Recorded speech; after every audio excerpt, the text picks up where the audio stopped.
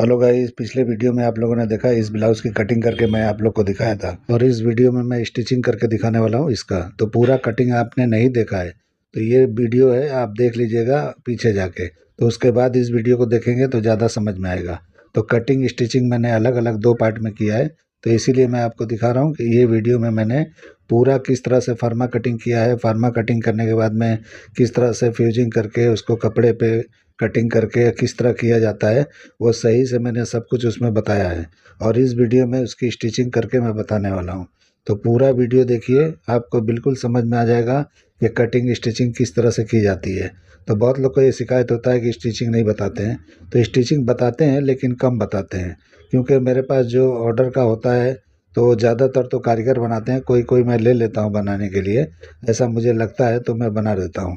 वरना जो आप लोग मुझे देते हो कि इसका कटिंग करके बताओ, उसका बताओ, तो मैं उसको ही फॉलो कर करके करता रहता हूँ। तो इसलिए मैं उसका स्टिचिंग नहीं बता पाता हूँ। तो आप लोग को पता होगा कि स्टिचिंग करने के बाद में पूरा स्टिचिंग का जो भी होता है चार्ज वगैरह मेरा ज़्यादा है, तो बहुत ज़्यादा वेस्टेड होने का चांस होता है। तो इसके लिए मैं नहीं करता हूँ। लेकिन जो भी मैं क्लाइंट के लिए करता हूँ उसका लगभग आपको दिखा देता हूँ कि किस तरह किया जाता है। तो आप लोग भी इस तरह से समझ सकते हो। ज़रूरी नहीं है कि हर जो कटिंग का मैं वीडियो बनाऊँ, ऐसा ज़रूरी नहीं है। मेरे पास अक्सर जो है, मेरे पास डिज़ाइनर ब्लाउज नहीं चलते हैं। मैं एकदम अपने तरीके से कर लेता हूँ। जैसे कि कोई देता है तो उसमें एम्ब्रॉयडरी वगैरह का ही हिसाब किताब होता है, उसमें कुछ डिज़ाइन नहीं होता है। एम्ब्रॉयडरी में डिज़ाइन होता है, बाकी कटिंग में कुछ नहीं होता है। उनको सिर्फ फिटिंग से मतलब होता है। लेकिन लोकल में बहुत सारे डिज़ाइन अलग अलग चलते हैं, तो वो कटिंग में बताता हूँ। तो आप लोग स्टिचिंग के लिए बोलते हो, तो स्टिचिंग भी हो जाता है, बहुत आसानी से हो जाता है। स्टिचिंग में यही होता है कि कौन सा पार्ट कहाँ जॉइन करना है। तो आपको पता होना चाहिए कि जो पार्ट जहाँ से कटिंग होता है वहीं पे जॉइंट होता है। तो कौन सा पार्ट पहले जॉइन करना है, कौन सा बाद में करना है, यही टेक्निक होता है। बाकी तो स्टिचिंग करने का तरीका सबका एक ही होता है कि किस तरह किया जाता है। फिनिशिंग देखना है तो आप मेरा एक वीडियो देखो या 10 वीडियो देखो, वो तो एक ही जैसा होगा। तो आप लोग को एक वीडियो से ही समझ में आ जाना चाहिए कि किस तरह स्टिचिंग किया जाता है। वैसे अगर थोड़ा थोड़ा टिप्स चाहिए तो आप लोग को मिलता रहता है, मैं जो भी वीडियो बनाता हूँ। तो ये कटिंग का पूरा वीडियो ये देख लीजिएगा पीछे जाके, और उसके बाद में हम स्टिचिंग शुरू करते हैं। तो चलिए वीडियो शुरू करते हैं। तो अभी हम मशीन पे आ गए हैं। तो आपने देखा, मैंने इंट्रो में ही बता दिया था कि कितना कितना किस तरह से मैंने किया है। तो अभी देखिए यहाँ पे जो मैंने कटिंग किया था उसको पिनिंग कर लिया है सब जगह से। तो इस तरह से पिनिंग करना है, या तो सुई धागे से हाथ से आप कच्चा कर सकते हो। तो जैसे भी आपको लगे, आजकल तो पिनिंग वगैरह चलता है। तो इस तरह से मैंने पिन कर लिया है, और उसके बाद में जो भी एक्स्ट्रा पार्ट है हम कटिंग करके निकाल देंगे। तो पहले नहीं आपको बराबर पे कटिंग करना है, वरना कुछ भी छोटा बड़ा हो सकता है। क्योंकि ये वर्क वाला होता है, नेट होता है, तो इसमें थोड़ा दिक्कत आ जाता है। तो देखिए किस तरह से मैंने पहले पिनिंग कर लिया है हर जगह से। उसके बाद जो भी एक्स्ट्रा है हम कटिंग कर लेंगे। यानी मेन पार्ट जो अंदर का हमने फ्यूजिंग करके किया है, उसी के हिसाब से इसको कटिंग कर लेना है बराबर पे एकदम। तो अब क्या होगा कि उसके बाद हम जमाएंगे। लेकिन जमाने से पहले जो भी बीड वगैरह है, यानी जो पकड़ के स्टिच हम करने वाले हैं जहाँ जहाँ, यानी यानी कि 3-3 पॉइंट हम यहाँ पे तोड़ देंगे। यानी हथौड़ी से तोड़ना है, आपको यहाँ पे खोलना नहीं है। खोलोगे तो लाइन है लंबी खुल जाएगी। तो ये बीड वगैरह का जो भी काम होता है, तो एक बीड अगर हम खोलते हैं तो लाइन पूरा खुल जाता है। तो इस तरह से आपके पास कभी भी आता है, उसको तोड़ना है, खोलना नहीं है। तो आप पकड़ से भी तोड़ सकते हो, हथौड़ी से भी तोड़ सकते हो। कांच का होता है, बीड होता है, तो ये क्या है कि हथौड़ी से आसानी से टूट जाता है। मोती वगैरह है वो भी तोड़ सकते हो, सीक्वेंस नहीं टूटेगा, क्योंकि सीक्वेंस जो होता है वो नहीं टूटता है, तो वो चल जाएगा। उसके रहने न रहने से फ़र्क नहीं पड़ेगा, क्योंकि उस पे मशीन वगैरह चल जाता है, लेकिन बीड वगैरह पे नहीं चलता है। तो इस तरीके से आपको कभी भी कर लेना है। तो मैं आपको बहुत आराम से करके दिखा रहा हूँ। तो देखिए बीड वगैरह मैं तोड़ रहा हूँ, तो उतना ही तोड़ना है जो आप पकड़ के स्टिच करोगे, ज़्यादा नहीं तोड़ना है। ज़्यादा तोड़ोगे एम्प्टी दिखेगा, ख़राब दिखेगा, ऐसा लगेगा कि कुछ यहाँ पे मिसिंग है। तो इसीलिए आपको ध्यान रखना है कि कभी भी इस तरह से उतना ही तोड़ना है जितना आपको स्टिचिंग में दबा देना है। तो देखिए किस तरह से मैं तोड़ रहा हूँ, तो हर जगह से तोड़ देना है।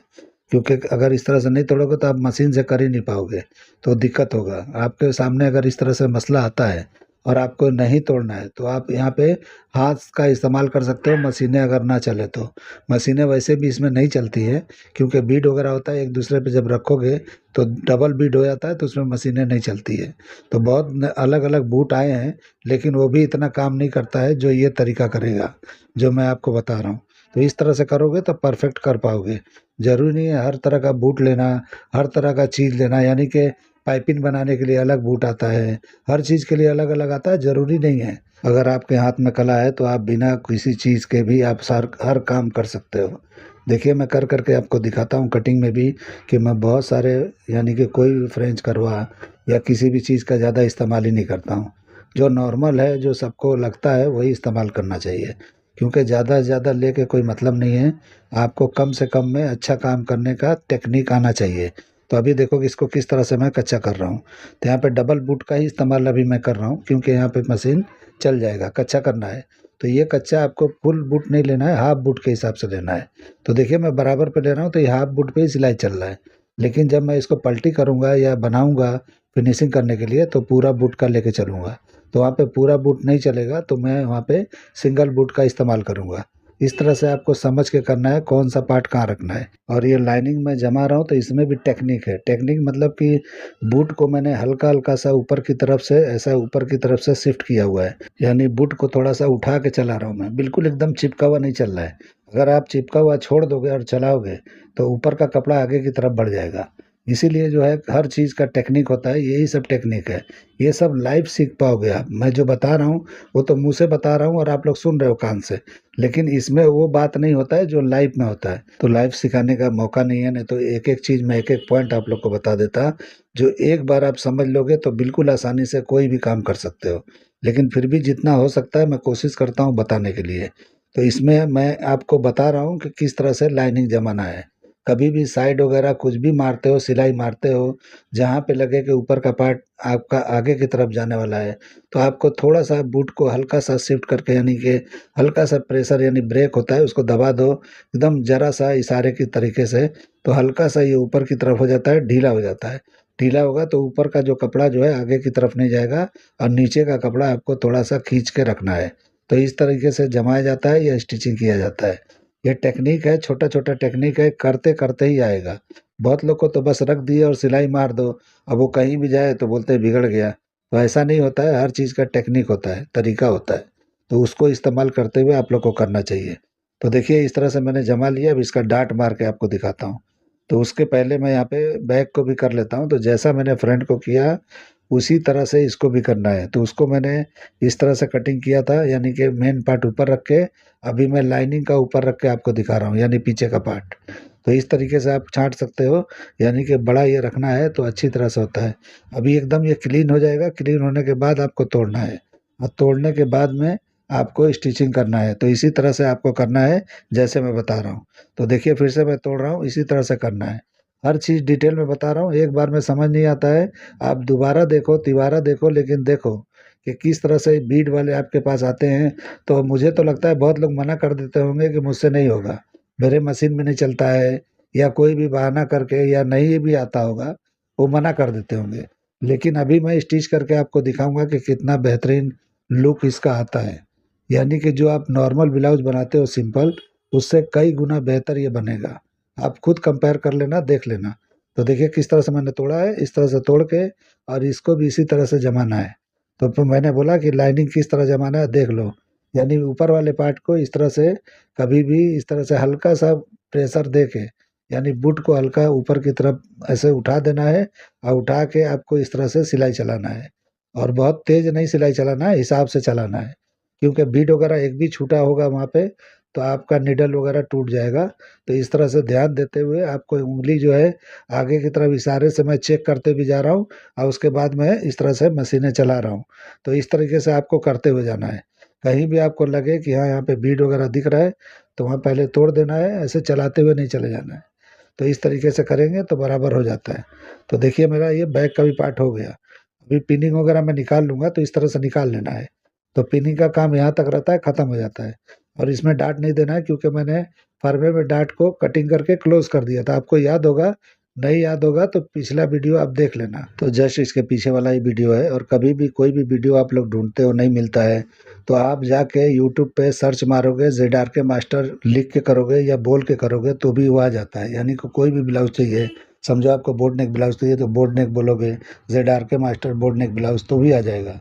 या कोई भी कटोरी ब्लाउज चाहिए तो इस तरह से ZRK मास्टर कटोरी ब्लाउज, तो भी आ जाएगा। यानी जो भी चाहिए आप इस तरह से बोलोगे तो अपने आप वीडियो आपके सामने आ जाएगा। तो 2-4 वीडियो आ जाएगा, तो उसमें से चेक कर लेना कौन सा आपको देखना है। अभी लाइनिंग का भी डाट मार लेंगे, तो उसी तरह से मारना है और स्मूथ उतारना है। देखिए किस तरह से मैं स्मूथ उतार रहा हूँ, इस तरह से उतारना है आपको, तो वहाँ पे पॉइंट नहीं बनेगा। और ये वर्क वाला है तो उसमें तो दिखता ही नहीं है। अभी आपको मैं स्टिचिंग करके दिखाऊंगा, तो आपको पता चलेगा कि यहाँ पे पता ही नहीं चलेगा डाट लगा है कि नहीं लगा है। तो इस तरीके से काम होता है, पता नहीं चलता है। तो प्लेन में पता चलेगा, लेकिन वर्क वाले होंगे उसमें पता नहीं चलेगा अगर भरा हुआ काम है तो भरा हुआ काम है, वो ब्लाउज बनाने में और ज़्यादा मज़ा आता है, उसकी फिनिशिंग और बेहतरीन आती है, उसका प्राइस भी ज़्यादा मिलता है। तो आपको पता होगा कि प्राइस आप लेते हो तो नॉर्मल ब्लाउज का जो लेते हैं उससे कई गुना ज़्यादा आप ले सकते हो। अगर आपके पास उतना हुनर है, आपके पास आता है, तो आप लेके बिंदास बना सकते हो। उसको बनाने में कोई दिक्कत नहीं है, इसीलिए मैं आपको दिखा रहा हूँ कि आप देखो इसमें क्या दिक्कत महसूस हो रहा है। बिल्कुल आसान तरीके से हो जाता है। तो देखिए किस तरह से मैंने डाट मारा और इस तरह से शोल्डर भी मार दिया। तो अलग अलग शोल्डर मारना है, उसके बाद इसको चिरवा करना है। तो देखिए किस तरह से राउंड हुआ है, और डाट वगैरह मैं दिखा दिया किस तरह से मैंने किया है।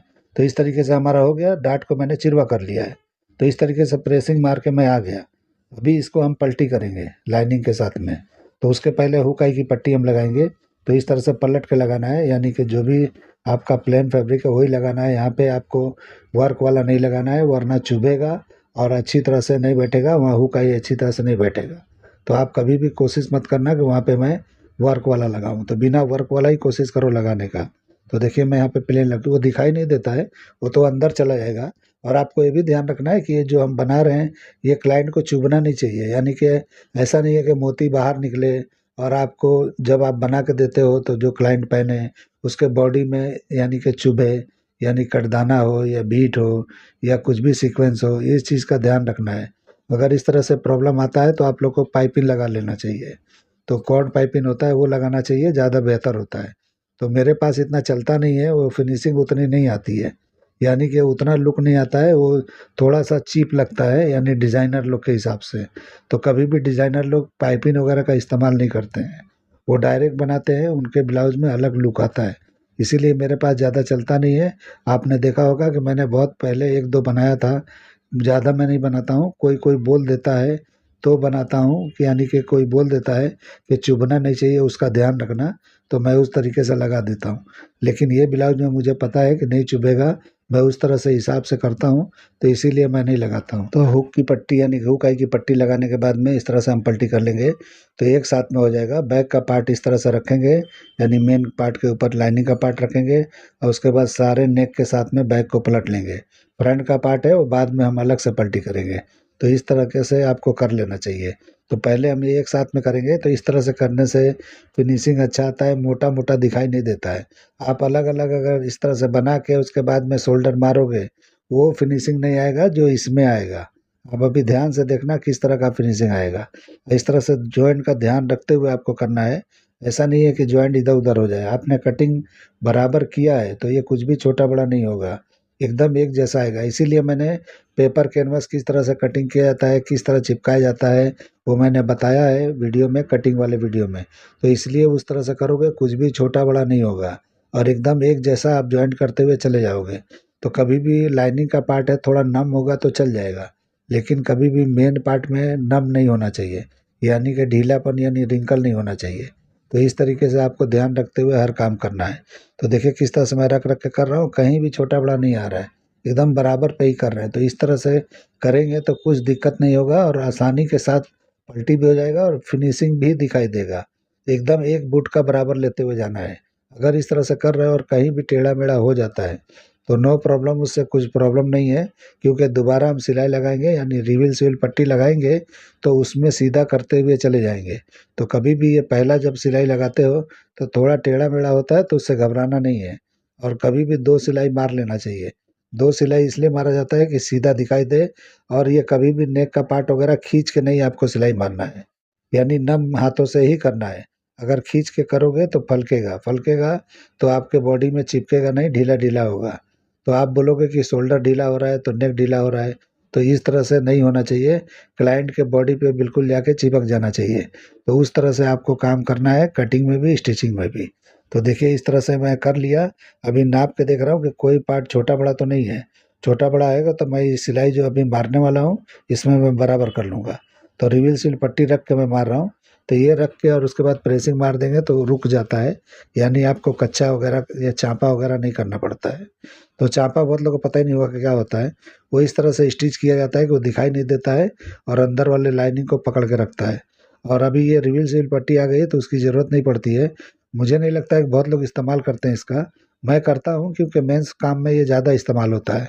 तो मैं इस तरह से मैंने ट्राई किया था 1-2 बार, तो ज़्यादा फिनिशिंग के साथ आया था। जब से मैं करता हूँ, ये बहुत पहले से करता हूँ मैं, 4-5 साल से। तो इस तरीके से आपको भी कर लेना चाहिए। तो कभी भी इस तरह का कोई भी गला वगैरह हो या कहीं ऐसा मार रहे हो यानी सिलाई वगैरह लगा रहे हो, जहाँ पे वापस आपको खोलने की ज़रूरत नहीं है, तो आप वहाँ पे कर सकते हो। जहाँ पे खोलने वाला नौबत आए, वहाँ पे आपको नहीं लगाना चाहिए। क्योंकि जब ये लगा के चिपका दोगे प्रेस से, तो ये जल्दी चिपक जाता है, तो जल्दी उखड़ता नहीं है। तो इसीलिए जो है आपको ध्यान रख के हर जगह नहीं करना है। तो मैं वेस्ट में करता हूँ और नेक लाइन में करता हूँ, बाकी हर जगह नहीं करता हूँ मैं। तो इसीलिए आपको ध्यान रखना है कहाँ-कहाँ करना है। यानी जो पार्ट को आपको ऊपर नहीं करना है कभी भी, यानी आपने जो कर दिया वो फिक्स है, तो वहीं पे करना चाहिए। हर जगह नहीं करना चाहिए, नहीं तो प्रॉब्लम होता है। तो देखिए इस तरह से मैंने ये सारा सिलाई लगा लिया।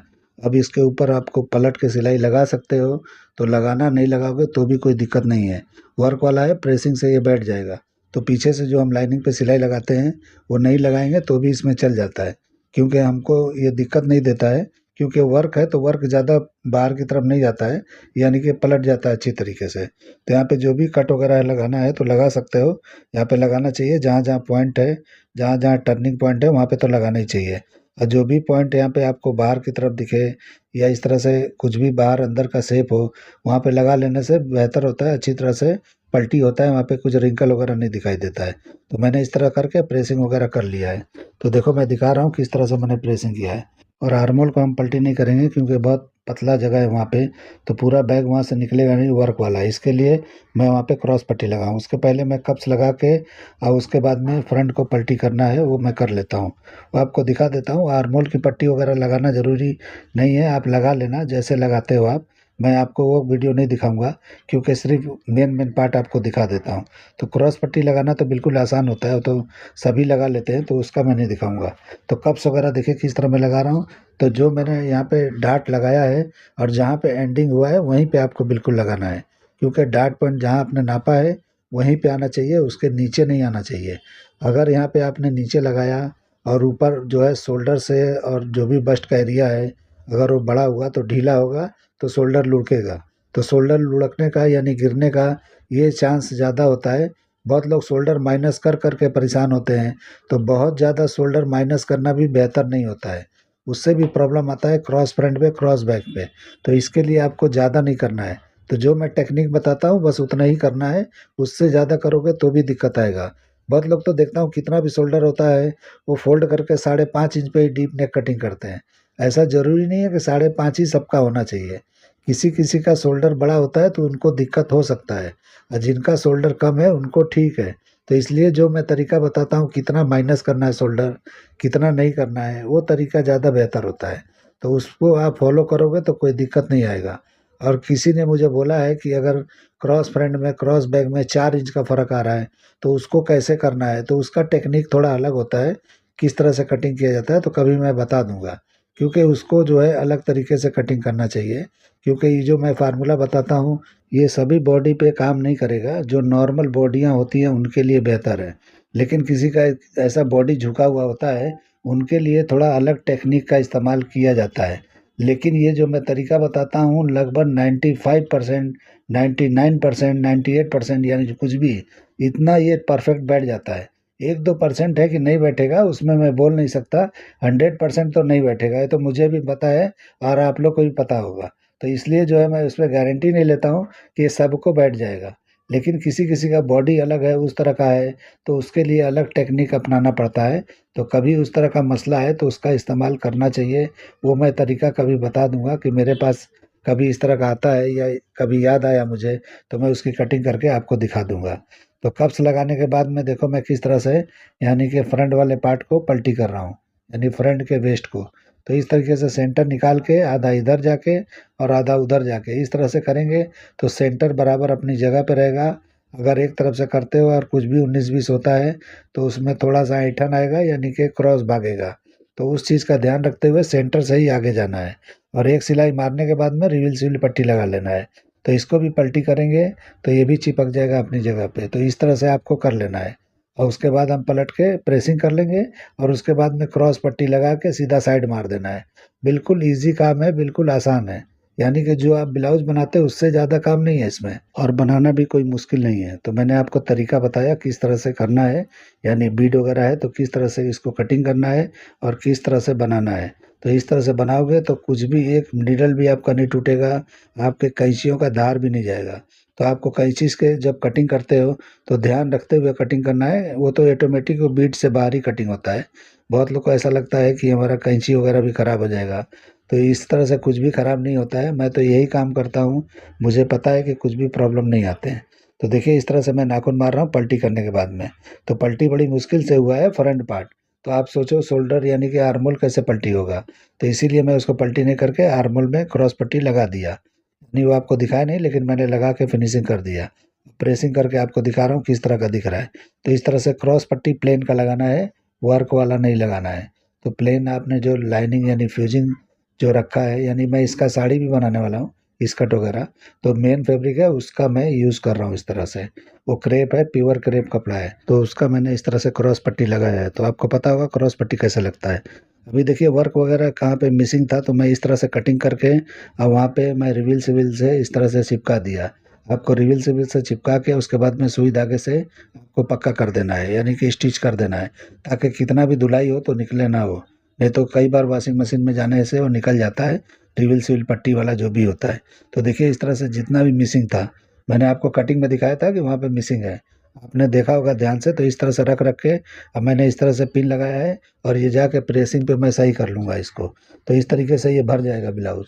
तो कभी भी इस तरह से आपको कभी भी मिसिंग वाला कपड़ा आता है तो इस तरह से भर लेना चाहिए। तो डिज़ाइन को फॉलो करते हुए कौन सा पार्ट कहाँ पे करना है तो कटिंग कर करके वहाँ पे चिपका के भरा जाता है। तो पता ही नहीं चलता है क्लाइंट को कि ये वर्क है कि आपने कैसे किया है। तो इसका आप चार्ज भी ज़्यादा ले सकते हो। तो मेरे पास तो वर्क का चार्ज मिलता है, हैंडवर्क का चार्ज। तो मैंने यहाँ पे कहीं भी हैंडवर्क का इस्तेमाल नहीं किया है, लेकिन मुझे हैंडवर्क का पैसा इसमें मिलता है। तो इसलिए आपको कभी भी आप दिमाग लगाओगे और अच्छा काम करोगे, अच्छे से करोगे, तो आपको यानी कि अच्छा मिल सकता है। यानी सामने वाले को पता भी नहीं चलेगा आपने हैंडवर्क किया है या नहीं किया है। उसको पता ही नहीं चलता है, उसको क्या मालूम होता है कि मतलब आपने कैसे किया है, क्या उनको उससे क्या मतलब है। तो उनको तो बस काम से मतलब है, अच्छा मिलना चाहिए, पसंद आना चाहिए, ये मेन चीज़ होता है। अभी मैं साइड लगा रहा हूँ तो देखिए सेंटर से यानी कि जो भी आपका फ्रंट का सेंटर है, वहाँ से आधा इधर और आधा इधर रख के लगाना है। कुछ भी छोटा बड़ा होता है तो वहाँ पे कर लेना है, यानी सेंटर निकाल के। तो आपने देखा किस तरह से मैंने सेंटर निकाला, उस तरह से कर लेना है। कब्स भी पलटी करके यहाँ टाँका लगा लेंगे, यानी बैक साइड में। तो टाँका लगाना ज़रूरी है, नहीं लगाओगे तो ढीला-ढीला दिखता है, खराब लगता है। तो यहाँ पे टाँका लगा लेंगे, सेंटर में ही एक लगाना है, ज़्यादा नहीं लगाना है। तो इस तरह लगा लेंगे तो पकड़ के रखेगा, कुछ इधर-उधर नहीं होगा। और पहला मैंने कब्स का टाँका लगाया था वो थोड़ा ढीला लगाना है, यानी बिल्कुल एकदम टाइट खींच के नहीं लगाना है। नहीं तो जहाँ पे ये आप अटैच करते हो फ्रंट पार्ट में यानी कि डार्ट पॉइंट पे, तो वहाँ पे गड्ढा हो जाएगा। तो इसलिए थोड़ा ढीला लगाओगे तो राउंडिंग वहाँ पे आपको बराबर दिखेगा। तो इसलिए आपको वहाँ पे बहुत टाइट नहीं लगाना है। तो अभी साइड मार के हो गया, अभी इसका मेजरमेंट हम चेक करेंगे कि कितना आया है। तो मैंने इस तरह से एक अंदाजे से थोड़ा-थोड़ा पकड़ के स्टिच कर लिया था, लेकिन अब हम नापेंगे कि हमारा ये चेस्ट और हमारा वेस्ट कितना है। तो ये मेजरमेंट करना ज़रूरी है। तो देखो किस तरह से मैं नाप रहा हूँ, इस तरह से आपको नापना है। तो देखिए किस तरह मैं नाप रहा हूँ, तो ये ज़्यादा आ रहा है। तो बॉडी मेजरमेंट के हिसाब से ये 1.5 इंच ज़्यादा आ रहा है, यानी हाफ में ये पौना इंच ज़्यादा है। तो इस तरीके से जो भी होगा हम यहाँ पे लिख लेंगे। उसके बाद वेस्ट चेक करेंगे, तो जितना वेस्ट है उतना ही आना चाहिए और चेस्ट भी जितना है उतना ही आना चाहिए। तो देखो मैं यहाँ पे चेक किया तो ये 2.5 इंच के करीब एक्स्ट्रा है, यानी जो मेजरमेंट है उसके हिसाब से। तो मैं यहाँ पे लिख के दिखा दे रहा हूँ कि कितना कितना क्या है। अब उसके हिसाब से हम मार्किंग करके इसको दबाएंगे। तो देखिए मैं मार्किंग करने जा रहा हूँ। तो यहाँ पे मार्किंग करना है, वेस्ट पे 2.5 इंच है तो आधा इंच एक सूत पे निशान लगाना है। तो देखिए आधा इंच एक सूत पे निशान लगाया और यहाँ पे आधा इंच में एक सूत कम पे मैं निशान लगा रहा हूँ। तो इस तरीके से ये बराबर हो जाएगा, 1/4 से करेंगे आप डिवाइड करोगे तो। तो इस तरह से जब हो जाएगा तो एक सीधा इस तरह से लाइन करना है।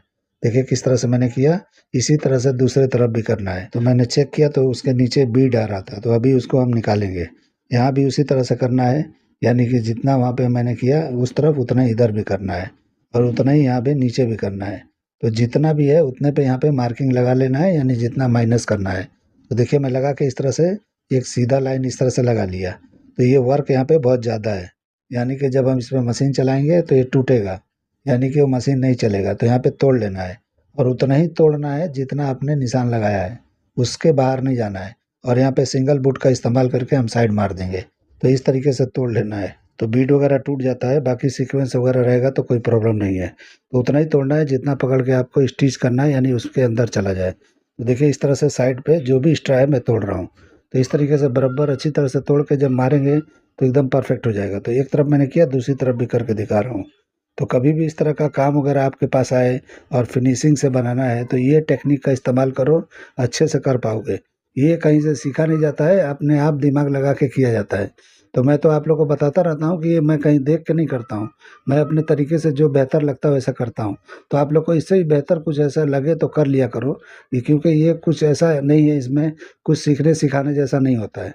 आपको काम के ऊपर है, जिस तरह से आप काम कर रहे हो, जैसा तकलीफ महसूस हो रहा है उसका हल कैसे निकालना है वो आपको करना चाहिए।